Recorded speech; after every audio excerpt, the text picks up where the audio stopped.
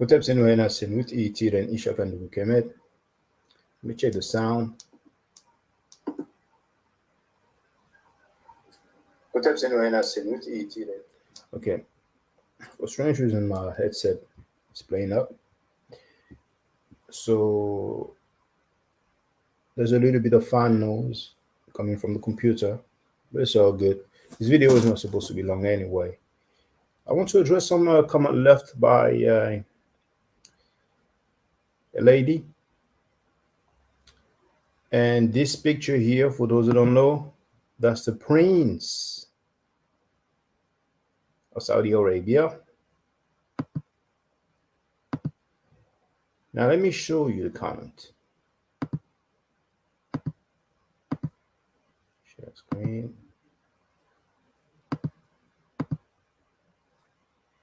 Okay, let me pause it first. So, okay, I'm gonna do this. Bear with me a second. I will do. Was it not larger anyway? Oh yeah, there it is.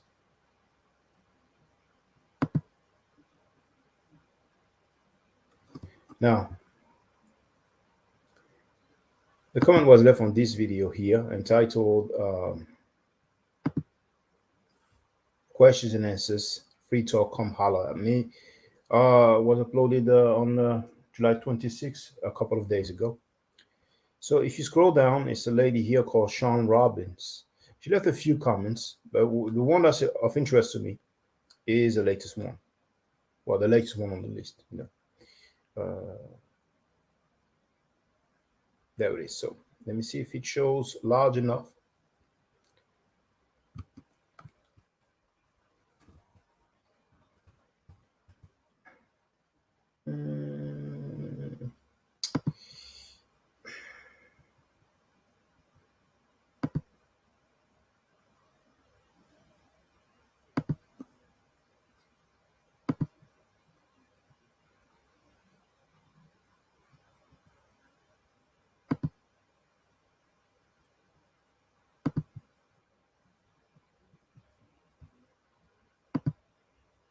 Okay, good.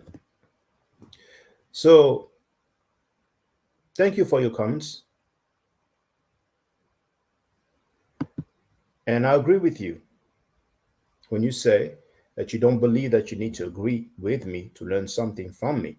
I definitely agree, you know. So Sean Robbins wrote some of the content I could not follow. I don't believe that I need to agree with you to learn something from you. Some people do not believe Egypt is in Africa. In is added, but some people do not believe Egypt is Africa because it bridges the Middle East. As well as some from the continent don't see blacks living elsewhere as folk. Now that could be a whole discussion altogether, because I'm aware that you have some people who say, well, people in Africa they look down on us. I mean, you have good and bad everywhere, but for the most part, I can tell you that black people, not just in America, because we don't have the diaspora only on the American continent, but people on the continent of Africa, they see black people worldwide somehow, some way, as some kin folks. I'm not saying that you won't have some people who will feel otherwise, but uh, it goes the other way around. You have some people in America who feel like they don't have much to do with Africa. They will say we're not Africans, we're not descendant of Africans. Same for the Caribbeans. You have some islands, where people will say stuff like that. But on those same Caribbean islands and West Indies, you will have some people who know or who will say, who will claim, will proclaim, well, we are descendants of Africans. We are Africans. We're just displaced. So I don't really want to get into that discussion. At the end of the day, that's not really what I want to dwell on. It's the next thing.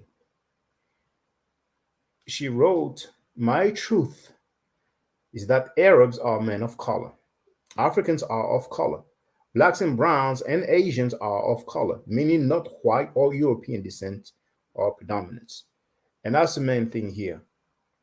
Men of color doesn't mean much here. It's not precise. as far as I'm concerned. Because if I share again, I have to put it again.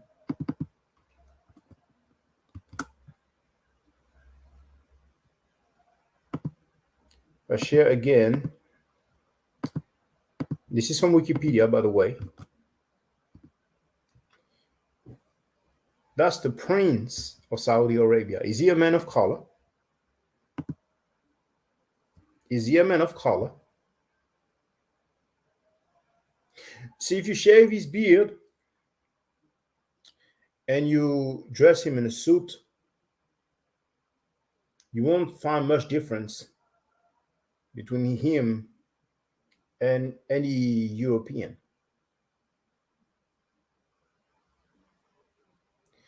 Sometimes the difference that you will find between individuals in the Middle East and Europeans, besides the skin tone, will be a little bit darker, you know. That will be the shape of the nose, and maybe the shape of the lips. But besides that, for the most part, you have a lot of people. I mean, Iran, Afghanistan, Saudi Arabia. There's not much difference. So this black and brown talk, a lot of time it comes from black people who are Abrahamic and they want to be in the mix because the lady, the sister, actually in one of the messages, one of the comments that she left, she said that her father is Muslim, her mother is Christian, so she is into she was into the Abrahamic thing. So we know, like if we look at the movie Malcolm X, for example, there's that scene where Malcolm is in prison and he gets up during the Sunday school or religious study, and he's inquiring about the portrait of Jesus, about the depiction, the color of Jesus. And he goes on to quote some biblical passage. And in the end, he just concludes by saying that he has proven that, as he was taught, the Hebrews were people of color. And many people like to quote this passage from Apocalypse where it says that, he had feet like bronze and, hair like wool. But they failed to quote where he says that his hair and his head were white as snow. If somebody's head is white as snow, is that a person of color? So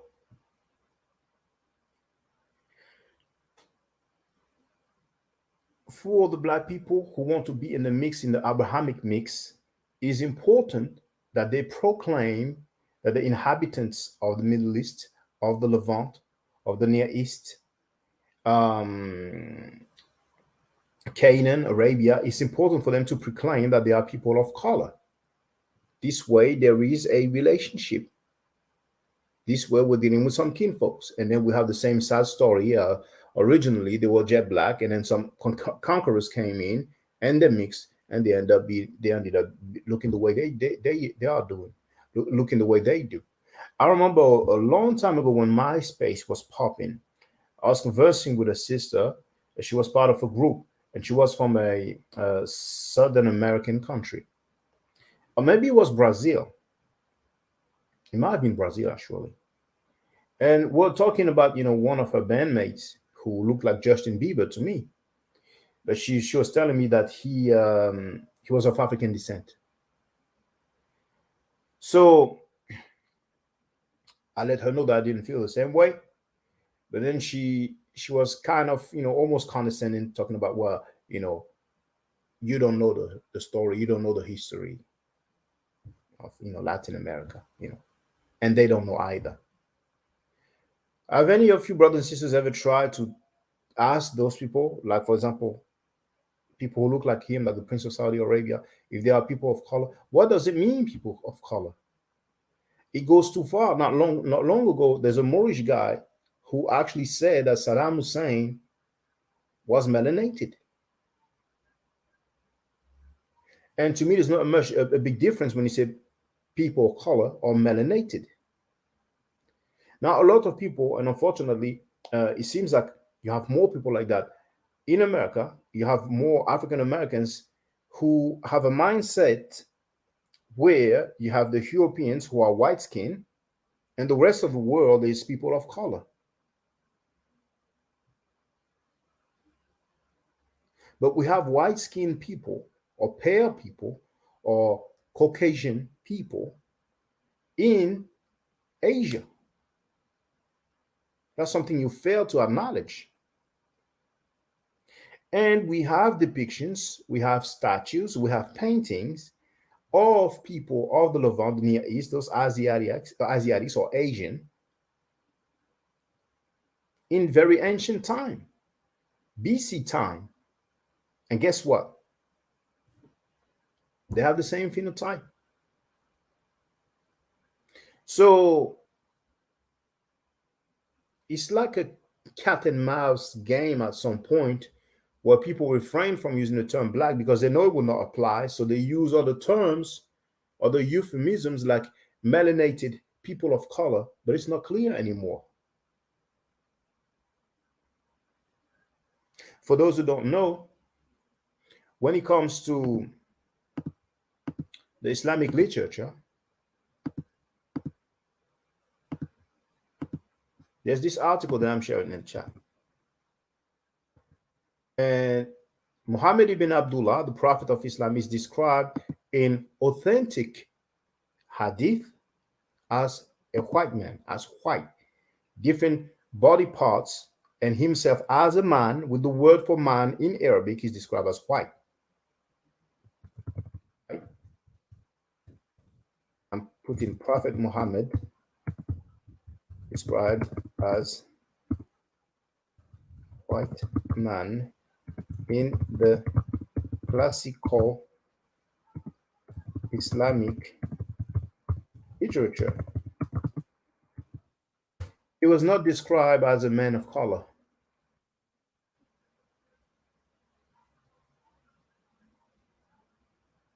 And for those who want to take it further, as a matter of fact, I think more people will watch the video rather than going through all these different quotes, you know. And here, just to give you a glimpse, you have Sahih Bukhari, this white man, Rajul al-Abyad, okay? Sahih Bukhari, he was white, kana abyada. Sahih Muslim, he was white, kana abyada. Sahih Muslim, I could see the whiteness of his cheek, bayada khadahi, and so on. Here in Sahih Muslim, the Sahih is authentic. You'll be hard pressed to find some Muslims who will not consider a Sahih Hadith. Sahih Muslim, Hadith 2347, though the classification might differ depending on who's a publisher, Muhammad was not brown. Laisa bilabyadi al-mahaki wala bil adami. And it is translated in English usually as he was neither glaringly white nor brown. Or sometimes you might read or hear a translation that says he was not exceedingly white, or he was not extremely white nor brown. So he was not even brown, you know. So you have plenty of quotes like that, and this article is one of the reasons why you don't hear those people claiming that, you know, Muhammad in the Arabs of the 7th century used to be black, because they put some Jedi mind tricks and linguistic acrobatics and linguistic gymnastics, you see. But you also have the video that is in the description of most of my uploads, the majority of my uploads, and it says White Semites Black Awakening. And let me double check.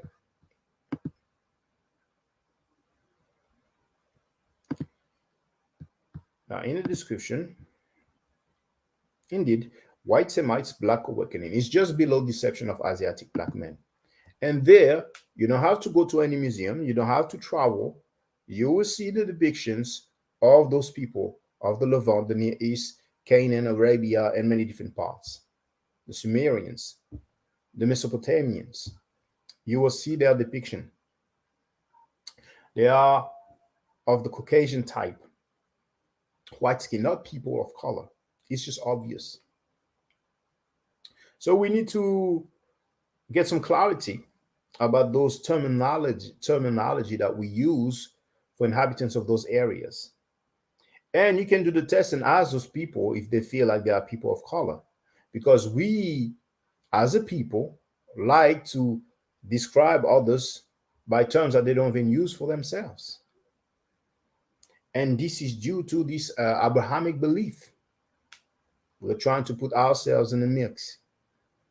So in order to fit our belief, we're trying to establish a relationship, make believe relationship in terms of genetics, in terms of ethnicity.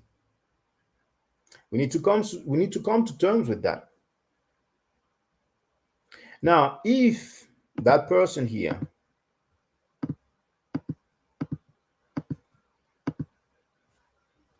if someone wants to tell me that he's a man of color, then by all means do so. Now, I know some people will say, oh, it's not descendant. So is there an imposter? So we have Claudia Barton who wrote Facts. We need to come to terms with that. You see, these Black Hebrews, Black Arabs talk, we've had it for a very long time in the so-called conscious community. You know, a lot of we is something that's not new, but it's not factual. It is not factual. We need to come to terms with that, you know. And it was something that I dealt with for a long time. As much as I have many, yeah, good morning, sister. I hope you're doing well. As much as I have many artifacts from Kemet, usually museums that have artifacts about ancient Egypt will also have artifacts about the Near East, about the Levant. So when there are some that are clear enough, then I usually show them. There's plenty of videos. Trust me, you don't have to just go and look at 10 videos today or try to watch 5 videos a day. You can try to watch one video. They scroll through the channel. But then again, White Semites Black Awakening, it's only 45 minutes long. It's less than an hour. It's a good summary. And look up the standard of Ur. Anybody go on a search engine and type in standard of Ur, you'll see some Mesopotamians, the so-called black-headed ones, 2500 BC. Now, there's a brother called, I think it's called Chuck Morgan. And it appears to me that he's been studying the, I forgot which language it is, but one of those languages using the cuneiform writing. So he has studied that civilization, and he has also shown many artifacts, many depictions of those people. You see? So if you type in Chuck Morgan, and let me see.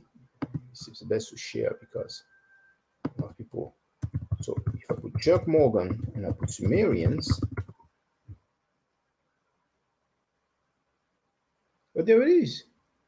The Sumerians were the black. See?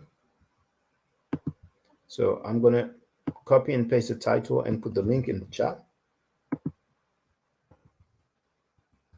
Some of you might feel like, well, this dude is biased anyway.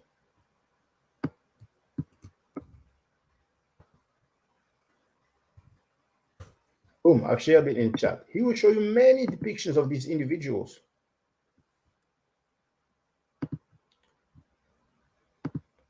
Just scrolling through.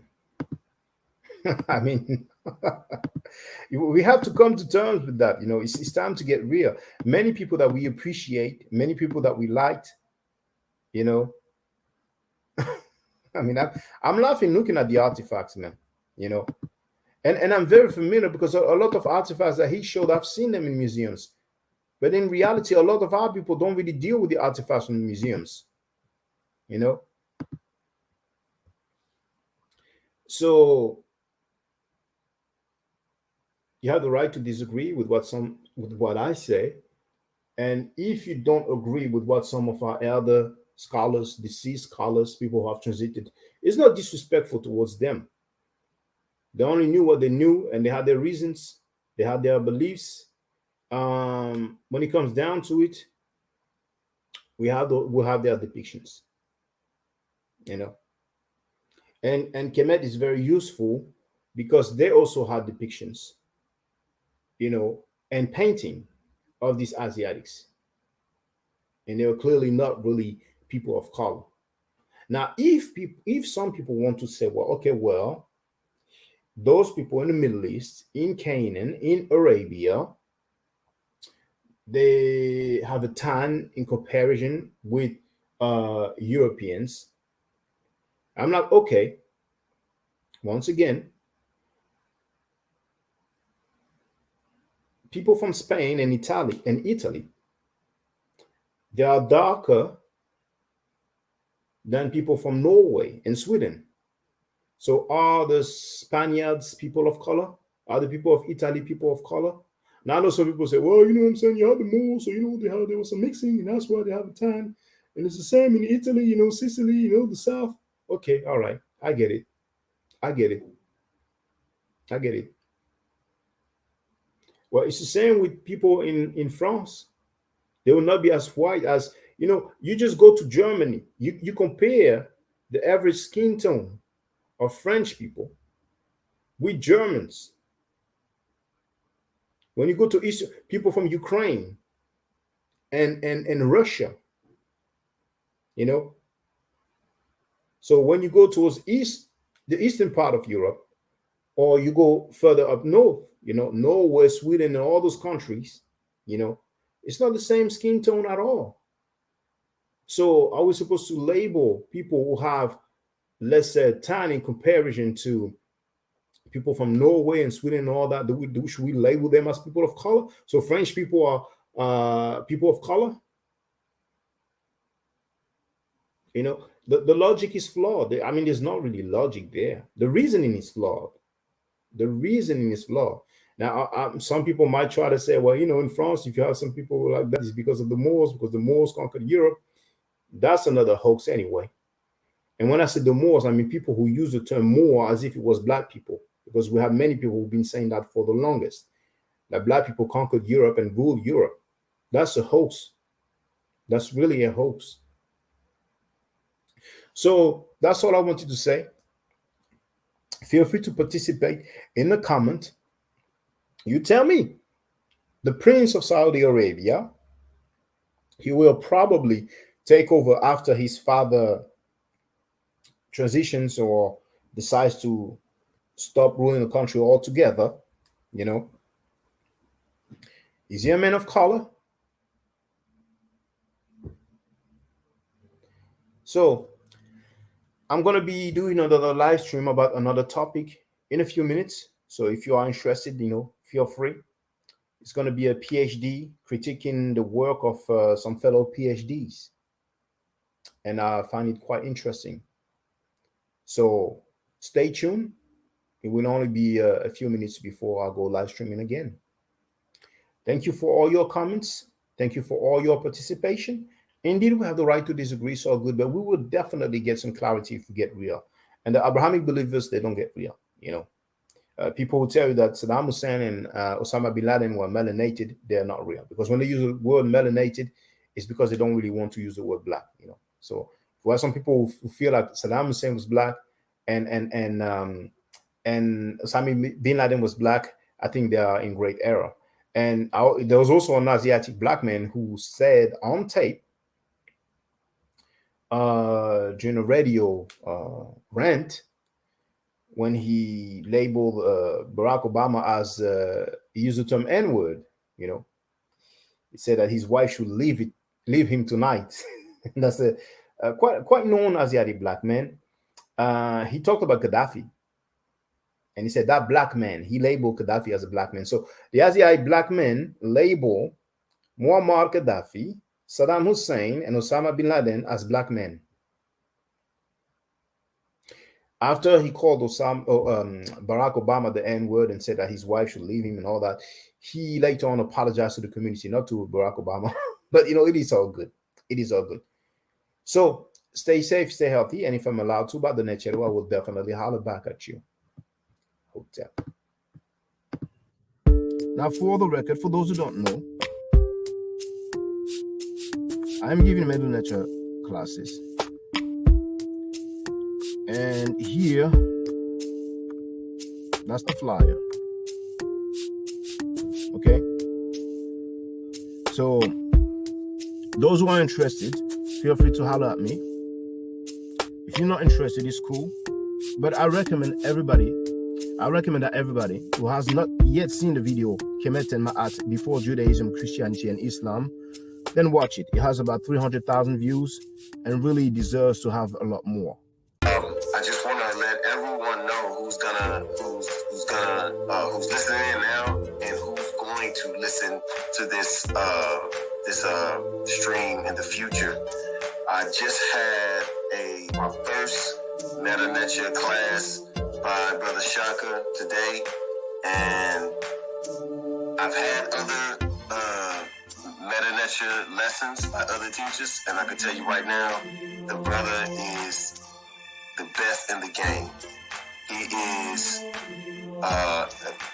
that was one of the best classes I've ever had, ever. So if you're interested in learning the Medu Neter, if you're interested in getting the basics of it, Brother Shaka is an awesome teacher. Get with him, and it's extremely affordable. This brother is giving us his time and his skills, and he's basically giving it away. I mean, I just consider it a donation. You know what I'm saying? So if anybody is interested in learning the Medu Neter, get with this brother right here. He's an awesome teacher. And I'll end with that. Hotep Senu, Hena Senut. This is Julie, also known as Servant of Yah, and I'm currently taking the Medu Neter classes with Brother Shaka, and it has been an amazing experience. Only 2 lessons so far, and I feel like I've been taking the classes for months, just with the how in-depth he goes into the vocabulary words, the construction of the language, the grammar. It's been immeasurable, the experience. And one thing that comes across, hands down, is his extreme passion for teaching this to anyone who is willing to learn and has an interest in learning. So I highly suggest, if you are interested, even a minimal interest, that you subscribe to the classes with Brother Shaka. It's such a nominal amount for how much you get. I know, like, our last class was over 2.5 hours. It felt like 2 minutes, but because that's how, involved you are in what he's teaching and how he teaches and how compassionate he is about what he teaches. Also with sharing materials free of charge, no question, no doubt. It's just what he does. He doesn't have to, but he does. And so I just wanted to give a short testimonial about the class and the effectiveness of the class. And all of that is attested to how studied Brother Shaka is. So I highly recommend anyone with a minimal interest that you do sign up for the Medu Neter class. Hotep. Don't forget to subscribe to my channel, which is Ma'at Forever. Don't forget to watch the video entitled Kemet and Ma'at. Don't forget to share Kemet and Ma'at on my channel on Twitter, Facebook, Instagram, WhatsApp, or other social media that you use. Email, text messages, you name it. Those who wish to donate can do so on paypal.me/Ma'at Forever.